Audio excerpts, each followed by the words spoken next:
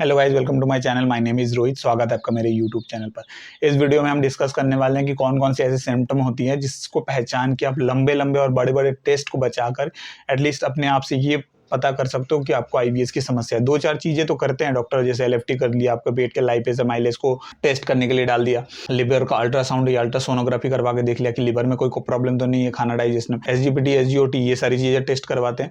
देखिए, बहुत सारी चीज़ें जब करवाते हैं तो दो चार चीज़ें, जैसे लाइपेज माइलेज, ये पेट की इंटेस्टाइन जो होती है हमारे, उसका रिपोर्ट होता है।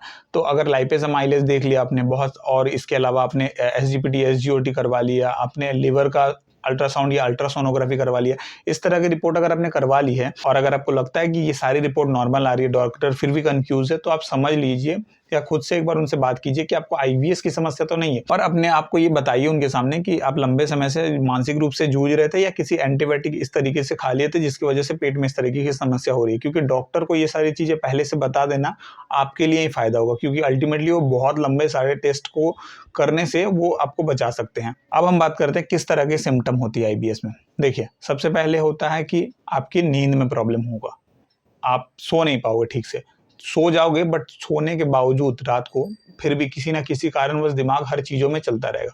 सुबह उठोगे वही माइंडसेट जो आपने 7 घंटे 8 घंटे पहले सोया था, वही माइंडसेट सुबह में ही होगा। ठीक है, कुछ करने की इच्छा ना होना, यानी अवसादग्रस्त स्थिति, यानी बहुत अब मानसिक रूप से ऐसा लग रहा है कि पूरा टूट गए हैं, दुनिया में आपके लिए कोई है नहीं। कोई भी खाना आप खाओ, कुछ भी खाओ, वो डाइजेस्ट ना होना, या खाना खाते ही आपको ऐसा लगना कि आपको बाथरूम की ओर भागना है। यहाँ इवन बहुत अगर वर्स्ट सिनेरियो हो जाता है तो पानी में भी ये चीज़ें देखने को मिलती है। खाना खा तो रहे हो आप, लेकिन खाना बॉडी में लग नहीं रहा, यानी या तो कॉन्स्टिपेशन हो रहा है या डायरिया हो रहा है। अगर दोनों में से कोई भी चीज़ नहीं हो रही है तो आप ठीक हो, ये मान के चलो। बट दोनों में से कोई भी एक चीज़ हो रही है, आप जा रहे हो, आपका स्टूल क्लियर नहीं आ रहा, बार बार जाने का डिजायर हो रहा है, खाना आपका वेट लॉस हो रहा है, ये बहुत बड़े सिम्टम है आईबीएस में कि आपको आईबीएस की समस्या है।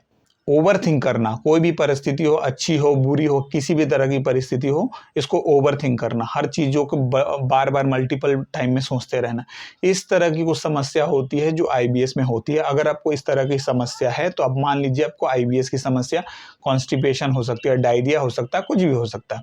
अब इसको आपको ठीक कैसे करना है, देखिए, मैंने बहुत सारे लोगों को बहुत ही गाइडेंस दे के अपना जो है, क्योंकि हमारे तरफ से कोर्स प्रोवाइड करवा के उनकी बहुत मदद की है। अब आप पे डिपेंड करता है आप कहाँ से ट्रीटमेंट ले रहे हो, जहाँ से भी ट्रीटमेंट ले रहे हो, जैसे भी ले रहे हो, उनको ट्रस्ट करो। एक और चीज़ है, इस ट्रीटमेंट के दौरान या इस सिम्टम कह सकते हैं, सिंड्रोम कह सकते हैं, इसके दौरान बहुत सारे लोगों को लगता है ये कैसी बीमारी है, क्या ये माइंड की है, क्या ये पेट की है। देखिए, अगर हो सकता है कि किसी भी इलाज के दौरान, यानी आप लिवर की इलाज करवा रहे थे या किसी भी इलाज के दौरान आपको इस तरह की लंबे समय तक एंटीबायोटिक लेने के कारण ये समस्या पेट में देखने को मिली, तो पेट की वजह से अगर डिप्रेशन आया है तो भी बात सेम है, या अगर लंबे समय से किसी फेलियर या रिलेशनशिप टूटने की वजह से अगर ऐसा हुआ है तो आपकी इंटेस्टाइन वीक है, दोनों सेम अवस्था है। यानी दोनों में आपका मानसिक स्वास्थ्य और शारीरिक स्वास्थ्य, यानी पेट और माइंड, या तो पहले आपका पेट बिगड़ेगा और उसके बाद आपका माइंड खराब होगा, या तो आपका पहले माइंड खराब होगा फिर आपका पेट बिगड़ेगा। तो दोनों ही अवस्था होती ही होती है। अब इसको आप 80-20 रूल, मैं ऐसा मानता हूँ कि 80-20 रूल लगा के चलिए कि आपका 20% पेट खराब है, 80% आपके दिमाग को चैनलाइज करना है। अगर आपने जान लिया कि आपको आईबीएस की समस्या है तो आप हमारे से जुड़ सकते हो, हमारा कोर्स परचेस कर सकते हो। उसमें पूरी तरीके से डिटेल में आपको 3 मंथ के कोर्स में बताई जाती है क्या करना है क्या नहीं करना है, बहुत अच्छे गाइडेंस को प्रोवाइड किया जाता है। आप इस चीज़ को लेने के बाद एटलीस्ट ये महसूस करोगे कि लाइफ में किसी भी तरह की इस तरह की समस्या आएगी तो आप डील कर सकते हो।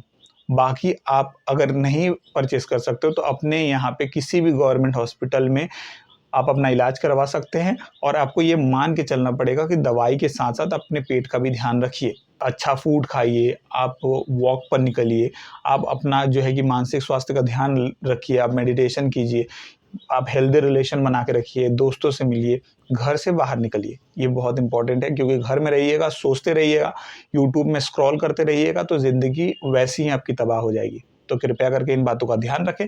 आई होप कि ये वीडियो आपको पसंद आई होगी।